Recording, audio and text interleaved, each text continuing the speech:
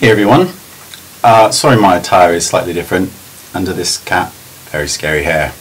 This is a Laura Mercier haul, but before I do that, a very well-intentioned lady sent me an email to inform me that my white vests and white shirts are actually wife beaters. They're called wife beaters, which I never knew before, so I thought I'd go down the whole wife beater route today and add a hat to it and just look really Shut it, lady, or I'm gonna beat you. Will she never learn? It's Mandy. Anyway, Laura Mercier, wife beater. I quite like this look actually. Anyway, right, Laura Mercier. So Laura Mercier has appeared here in Cardiff. So I thought I would get a few things. I've got a few things anyway, but I'll show you what I've got and then I'll tell you what I think. So I'm going to start with the brushes.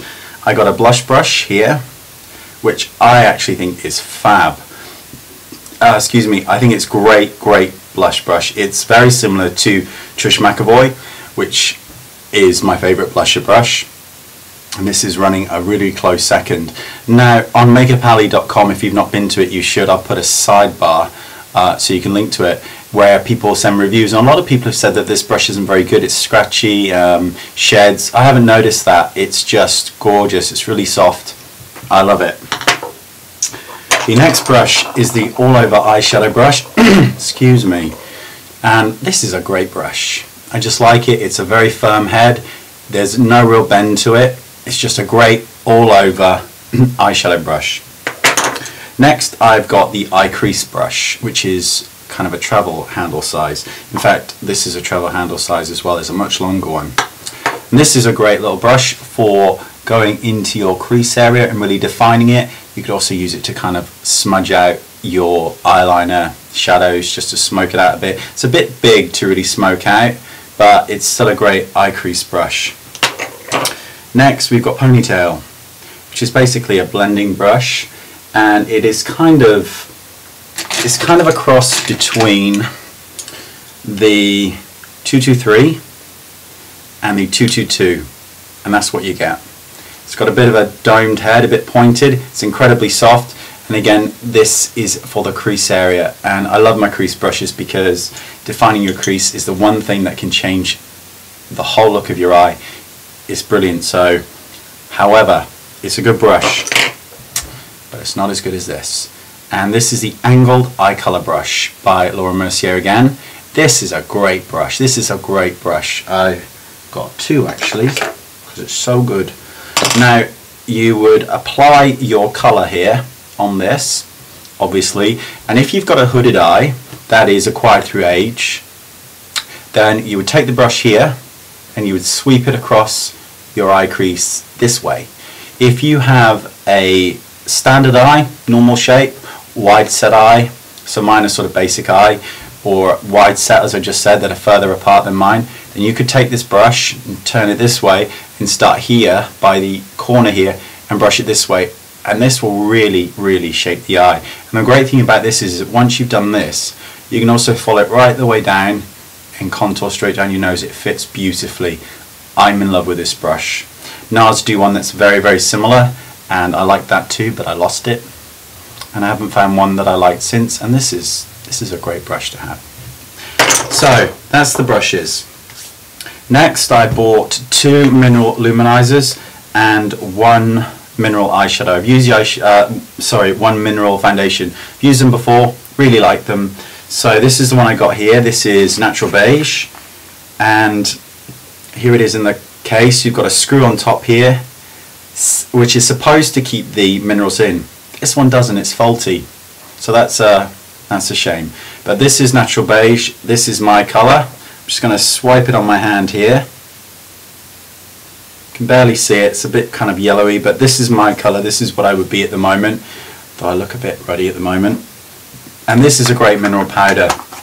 I would probably buff it in with probably a Illamasqua highlighter brush or illuminating brush. I just think this is a great brush to use. I really like this foundation. It gets a massive thumbs up. It's got SPF 15. It's really good. It's non-irritating and it blends like a dream. Is it as good as the MAC Mineralized SPF that I like? Possibly. Anyway, let's get this finished so it's not forever me going on. The next are the illuminators, and this one I'm going to show you here is in Starlight, and this one isn't broken. So I'm just going to get a little bit out.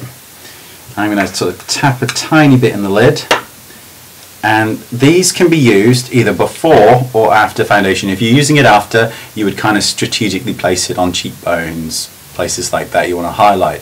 You can also use it before your mineral foundation and apply it all over your face, completely all over. I've tried that. The look is completely beautiful, extremely wearable for the evening, maybe not so the day.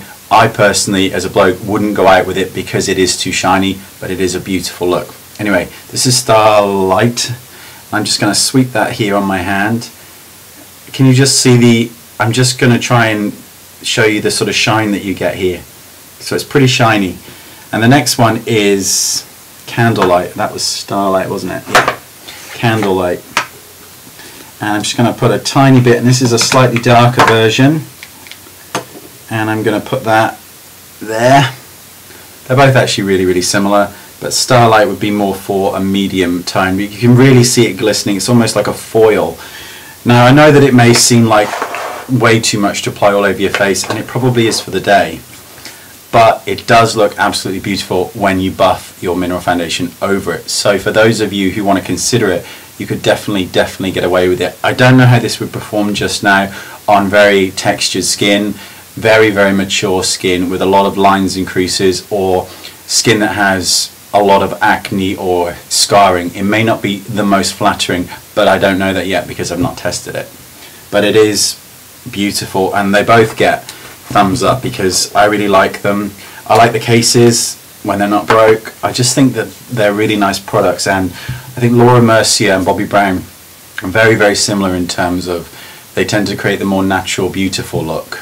I think, yeah, they're pretty similar. So everything gets a thumbs up. I'm in love with the brushes. I think they're fabulous. I'm sad that I didn't get a discount, and I don't get a discount. That hurts me because none of it is cheap. I think the mineral foundations are something like 30 maybe, and the same with the luminizers, I think.